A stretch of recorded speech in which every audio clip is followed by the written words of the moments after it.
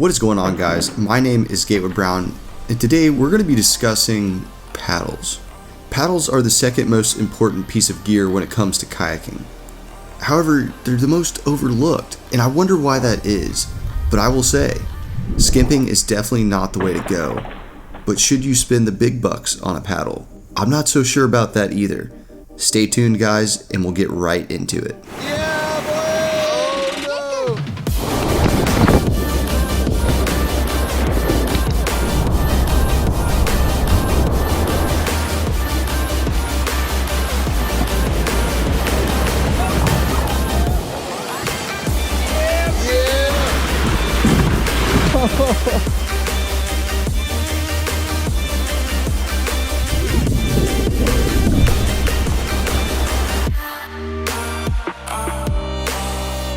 Today we head out to the marsh so I can get my buddy Alex's first impression on a couple of different paddles that I have. It's a good paddle, it just feels... Well, this already feels a lot nicer. We also live less than an hour from the coast, and so it seems like a sin that we don't get down here enough. And we needed our angling fix catching redfish, flounder, and trout. Hopefully to find one to keep and turn into fish tacos.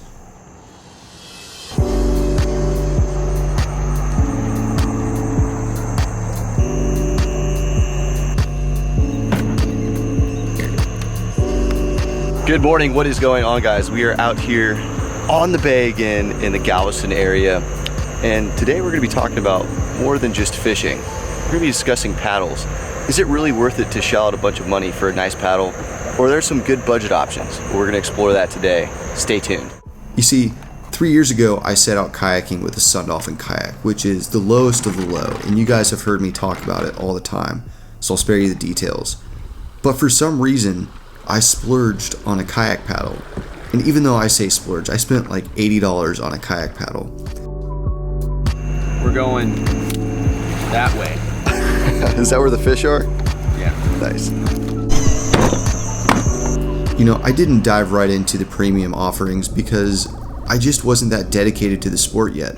And to be quite honest, I also didn't know what to look for. All right, into the water she goes. All right, here we go. So we're starting Alex off with the most budget paddle. It is the Ascend paddle, which is a Bass Pro Shops brand. So that first paddle that I bought, I was super proud of. It seemed like a high quality piece. It was made of fiberglass basically everywhere. So the shaft was fiberglass and the blades were very stiff fiberglass. Fiberglass is a wonderful material because it's very rigid and relatively lightweight in the grand scheme of things you can use in a kayak paddle. So I set off downriver with it, and it was just great from the start.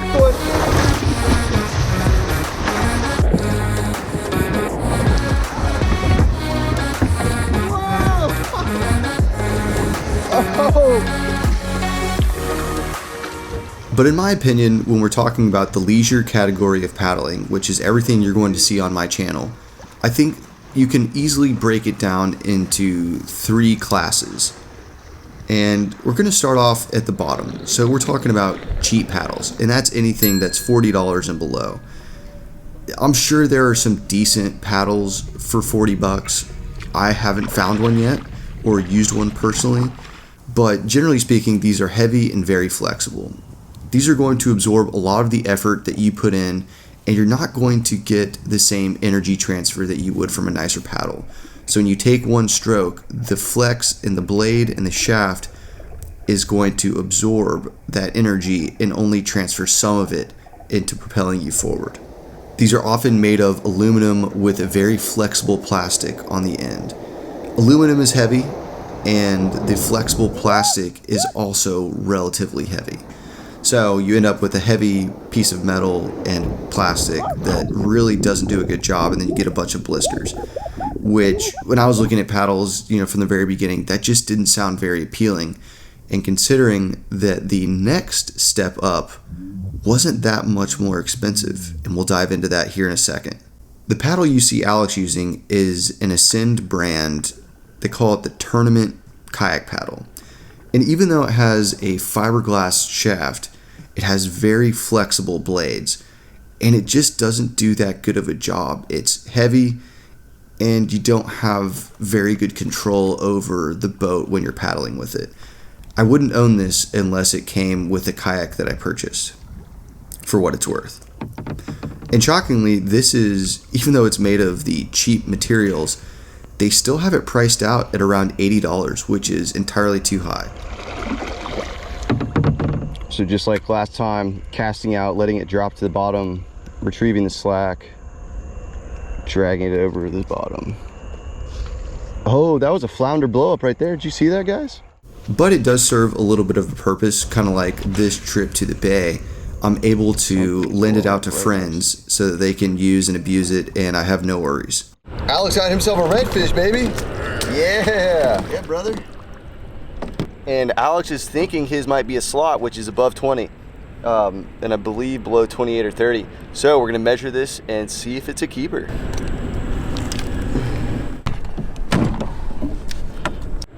Easily 20, maybe. 21 or 22? 21.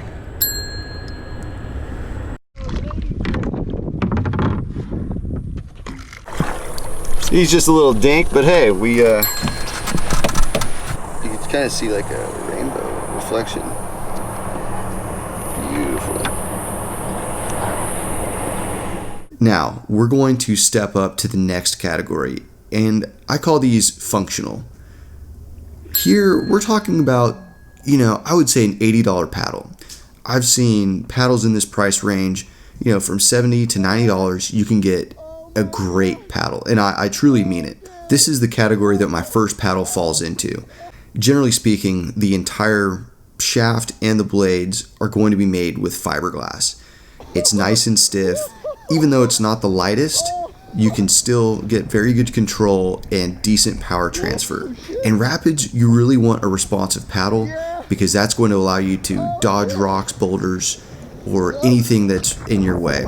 And this functional category will do just that. Because it's a little bit heavier, you're going to have to use more muscle. But at the end of the day, you can beat this thing up, put it through the ringer, and it's going to come out just fine. And to be quite honest, this might be the most durable category. Certainly when I look at some of the things I've put the paddle through, I'm not sure if a carbon fiber offering would make it through the same ringer. I really just don't know.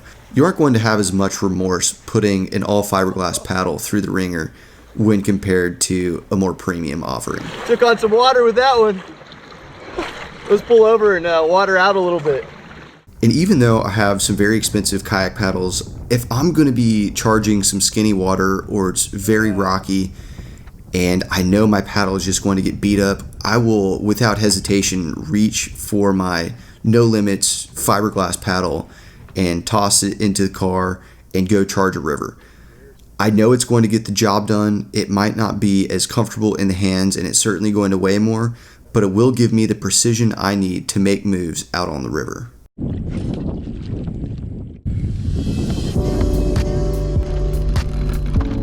We got a fish on, baby. Feels pretty good. Fighting like a red. I think we got a red on our hands. Yeah, buddy. Good size. All right.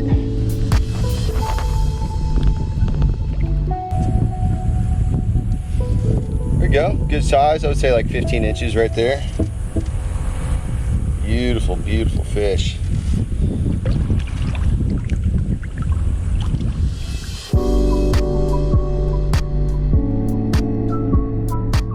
Well, it took a minute. It's pretty late in the morning already, but I finally hooked into a little redfish, and it's amazing how hooking into a fish just completely changes your morning. So I'm re-energized. I'm ready to continue casting and see if I can't hook into anything else. Now, for basically all other scenarios, we're going to talk about this third category, and this is the type of paddle that I use on 90% of my trips. Guys, we're talking premium. And the reason I'm calling it premium is because it's a huge step up in price. The carbon fiber kayak paddle that I have right now is about $240. It is an RPC3 all carbon fiber paddle with an adjustable length. This thing is sweet. I used it on our North Carolina trip and borrowed one from Pete, and I was so convinced that this was the best kayak paddle for the money that I went ahead and bought a couple myself. But for me, I have found my RPC3 paddle, they're based out of North Carolina. It has done me very well. It's the exact same thing that Pete Beck over at the River Kings uses, and in fact, he is the inspiration behind me getting that same kayak paddle. So when speaking about these all carbon fiber kayak paddles, to put it plain and simple, they're rad. They're ultralight, they're flawless in design, they're durable, they're sleek, and it's honestly a real compliment to the kayak you probably just spent a bunch of money on. I mean, guys, it is the real deal. And it's funny because for the first 2 years of my paddling career, I just didn't think it was worth the money to upgrade to carbon.